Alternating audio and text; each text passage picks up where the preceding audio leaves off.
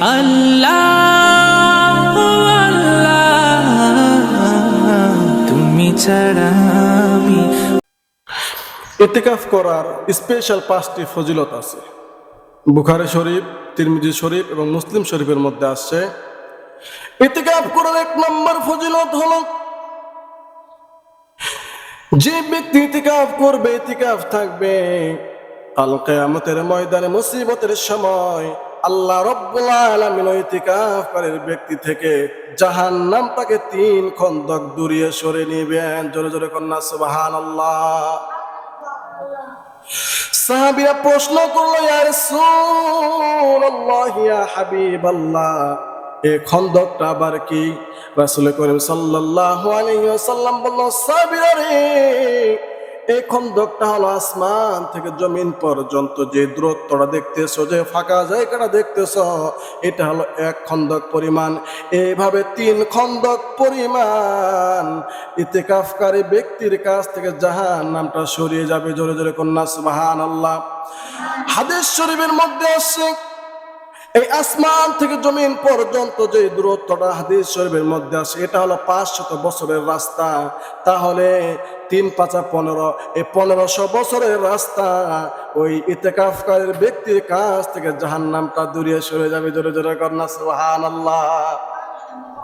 ইতিকাফ করার 2 নম্বর ফজিলত হচ্ছে, হযরত আলী রাদিয়াল্লাহু তাআলা আনহু বর্ণনা করেছেন, নবী করিম সাল্লাল্লাহু আলাইহি ওয়াসাল্লাম বলেছেন, যে ব্যক্তি পবিত্র মাহে রমজানের শেষ দশকে ইতিকাফ থাকবে, আল্লাহ রাব্বুল আলামিন ওই ব্যক্তির আমলনামায় 2টি কবুল হজ ও 2টি কবুল উমরা সওয়াব দান করবেন। জোরে জোরে কন্যা সুবহানাল্লাহ।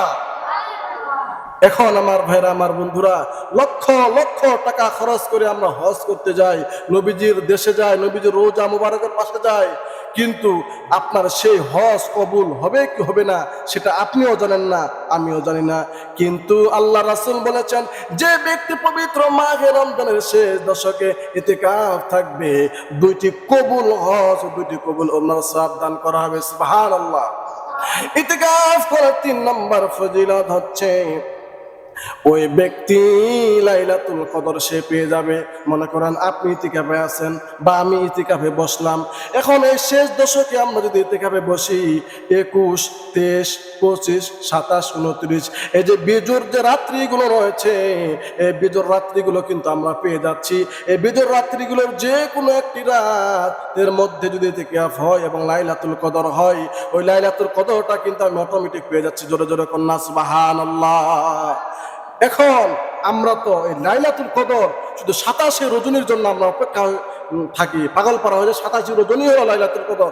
না, আল্লাহ রাসূল বলেছেন যে তোমরা লাইলাতুল কদর পবিত্র মাহে রমজানের শেষ দশকের বিজোর রাত্রিগুলোতে তোমরা তালাশ করো।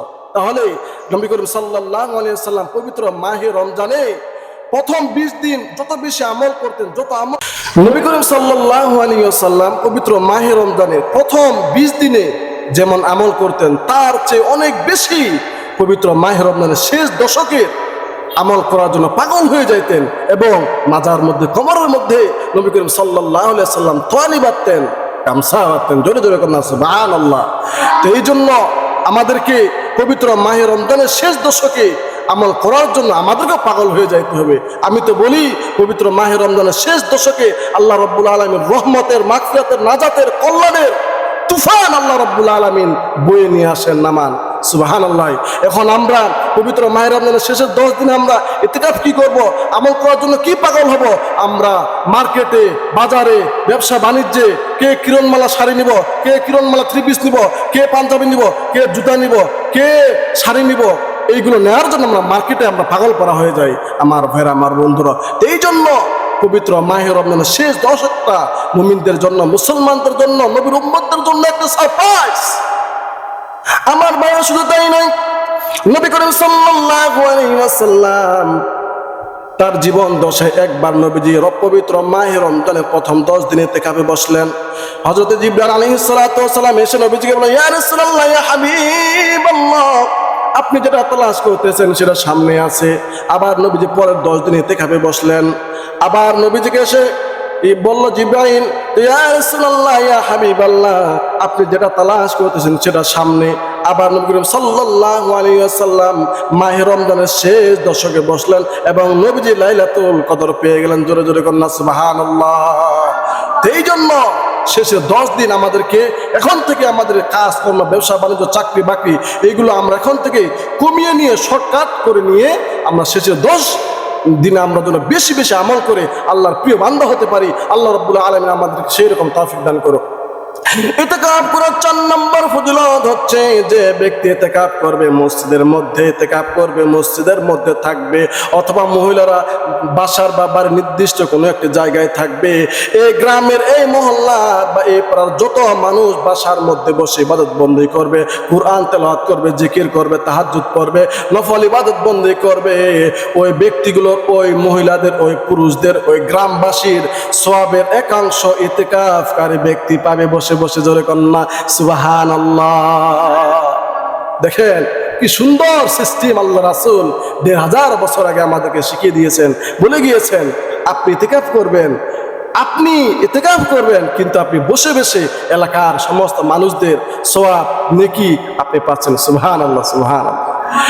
ইতিকাফ করার 5 নাম্বার ফজিলত হচ্ছে যে ব্যক্তি ইতিকাফ করবে ওই ব্যক্তির আমলনামার মধ্যে যত বেশি গুনাহ থাকুক না কেন, পাহাড় পরিমাণ যদি গুনাহ থাকে, সমুদ্রের ফেনা তুল্য যদি ওই ব্যক্তির আমলনামায় যদি গুনাহ থাকে, আর ওই ব্যক্তি ইতিকাফের রাতে, ইতিকাফ থাকা অবস্থায় যদি খালেস নিয়তে আল্লাহ রাব্বুল আলামিনের ভয় করে, খালেস নিয়তে যদি তওবা করে, আল্লাহ আমি জীবনে অনেক ভুল করেছি, অনেক পাপ করেছি, অনেক অন্যায় করেছি, শরীয়ত বিরোধী অনেক কাজ করেছি, আমি তোমার কাছে খালেস নিয়তে তওবা করলাম, আমি আর কোনোদিন এই ভুলগুলো আমি আর করব না। আল্লাহ রাব্বুল আলামিন চাহে তো ওই ইতিকাফে থাকার কারণে ওই ব্যক্তির জীবনের সমস্ত গুনাহগুলো মাফ করে দিবেন। জোরে জোরে কন্যা সুবহানাল্লাহ। আল্লাহ রাব্বুল আলামিন আমাদের সকলকে আমল করার তৌফিক দান করুক।